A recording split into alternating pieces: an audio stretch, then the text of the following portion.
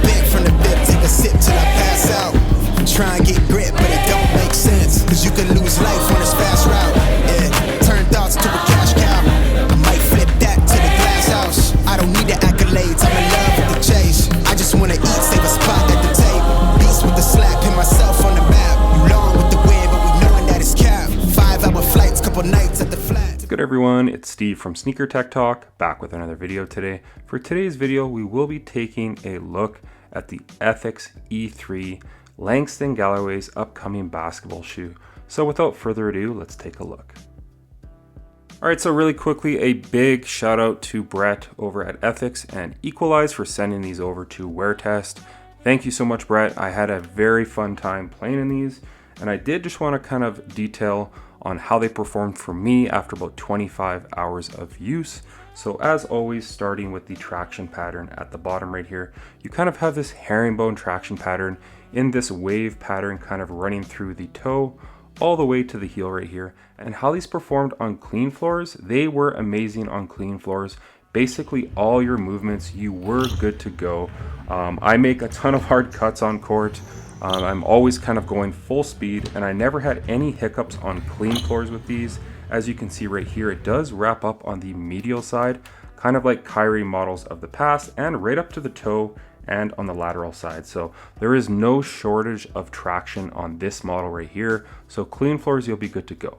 Now on dirty floors, I never really truly slid out, but it kind of slid to a stop. And as you can see, they are pretty dirty right now because I did bring them outdoors, but I did test them on a multitude of indoor courts, some really clean like university level courts, and then your local YMCAs. And when these started to collect a little bit of dust, I would slide a little bit and then come to a stop. And for me, I am thinking with this outsole right here, the grooves are really tightly knit together. So when it does collect a little bit of dust in between those grooves and kind of on the pattern itself, it does have a hard time of kind of working out that dust. Now, obviously, if you do give these a quick wipe, you will be good to go. Really no hiccups after that for another 3 or 4 minutes. But as soon as they start to collect a little bit of dust and get trapped within these grooves, that's where they are a little bit problematic. But overall, it is a very solid traction pattern. If you're used to wiping your basketball shoes, give these a quick wipe on a dirtier floor and you will be good to go. Clean floors, they're awesome. There's a ton of feedback. This is a very squeaky outsole. Like, it makes a ton of noise on court while you're playing. And that's something that I love with basketball shoes when you are hooping in them. I love having feedback when it comes to traction, cushion, and such. So that's what you're getting right here on the E3 from Ethics. So overall, it is a very solid outsole as far as the traction goes. I do think the one area they could improve just slightly would be the spacing in between the grooves, because the overall rubber compound, as far as durability, I think I've spent around 15 hours outdoors in these and around 15 to 20 hours indoors, and it's holding up great as far as the rubber compound goes on this model right here. As far as the cushioning goes on this model right here, you are getting a foam-based cushioning system. I'm not exactly sure what this compound is, but Brett can attest. I did message him like right off the bat, and this foam compound is very bouncy underfoot. Now, I was initially pretty concerned with this plate right here at the heel that you just would not get a ton of compression at the back and it would just cage everything in the back. And I am happy to say, at least underfoot in the heel, it is awesome. It feels amazing from heel to toe. It's a very nice and natural transition from the heel all the way to the front of the shoe. Really no issues at all. And this plate is very lightweight, and it does have some flex to it. So it's not as rigid as some other companies putting a plate at the back of the shoe, and it doesn't make it overly heavy at all either. So overall, it is a very plush cushioning system, and it's very close to the floor up front. Like, it's very reminiscent of Kobe models of the past at the front. It has great court feel. At the back, it does have awesome impact protection. So as you can see right here, it does kind of have all of these lines running throughout. I put a ton of use and time into these. So overall, it is a very natural feeling cushioning system up front with just that great court feel. And me being in my mid 30s now, being about 215 pounds at 6'2.5", I usually need a very thick or just very bouncy cushioning system. And I was pleasantly surprised with this foam compound coupled with this plate right here. It did kind of scare me at first that it would cage everything, but that's not the case. The cushioning system in this model is superb, and I actually really enjoyed it on court. So as far as the cushioning goes in this model right here, I would have to give them a very solid 9 out of 10.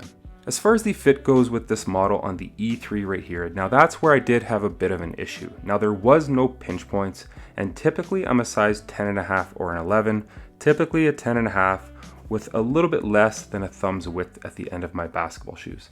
Now with this model right here, my toe was like slamming up against the end of the shoe with the insole inside of them right here. We will go over the insole as well, but I was kind of slamming up against the end of the shoe. So I did just pop out the insole, and that's how I spent the majority of my time hooping in this shoe. And I really had no issues. Obviously I didn't have that initial step-in comfort with that insole, but overall it was still a very well balanced and cushioned basketball shoe. But as far as the fit goes, I do find them to fit a little bit small, at least for me. It is a very snug one-to-one fit. There's not a ton of volume at the front of this shoe right here, and then the overall padding of the shoe is awesome at the back. And then something that I really loved is there's this little pouch of like memory foam right here. It's kind of, I believe, for the tie down when you do tie these laces really tight, but then it does push up against your foot also, and it just makes for a very comfy ride on the front of your foot. It's just a superb fit. I do just wish I did go with a US size 11, as I would have been able to experience more of that insole with the memory foam, or popping in a move insole as well. As far as the fit goes, it's a very snug one-to-one fit. I would recommend, if you are a narrow fitter, going up half a size, because it does taper in just a little bit here in the forefoot. I did enjoy my time once I did pop out that insole. So as far as the fit goes, they're gonna get an awesome 9.5 out of 10. This shoe really fit like a glove, at least for me. I just wish I went up half a size to a size 11, and then I would have had just a little bit more room as far as the length goes. Also, here's the insole that is equipped within the shoe. It is kind of a sample insole. It is kind of like a pretty dense memory foam, and it's pretty thick as well. The first time I did play in these, I did use these insole, and you get a ton of step-in comfort with these guys right here. But as I've already mentioned, with the fit, I did have some issues where I had to pop this out to kind of take away some of that space that this was taking up. As far as the weight goes on the E3, again, this is a US size 10.5, and these come in at 13.15 ounces. So all things considered, for a US size 10.5, that's pretty lightweight in hand and on foot. I really had no issues as far as the weight goes. And again, initially seeing these right off the bat with that plate at the back, I did think they were going to be kind of heavy at the back of the shoe, but that's really not the case once you get them in hand and on foot. As far as the materials go on this hoop shoe right here, I actually really enjoyed these on court. Now at the front of the shoe, you're not getting anything premium as far as this kind of screen mesh material goes. We'll get into that in a second.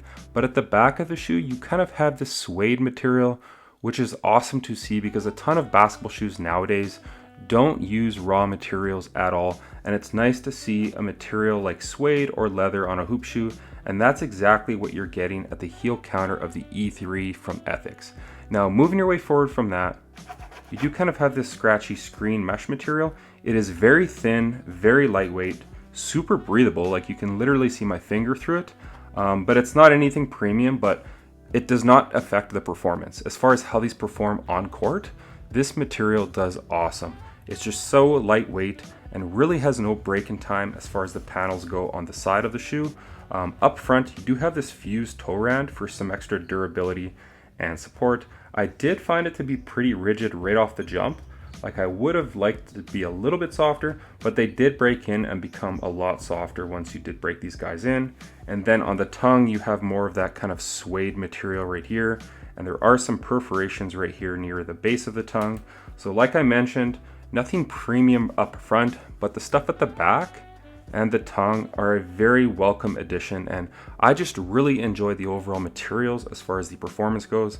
And like I mentioned, right here through the midfoot, you can kind of see this line running throughout, and that's basically see-through, so it offers great breathability running throughout this basketball shoe. So these definitely get a pass as far as the materials go. So as far as the materials go, these are going to get a very nice 8.5 out of 10.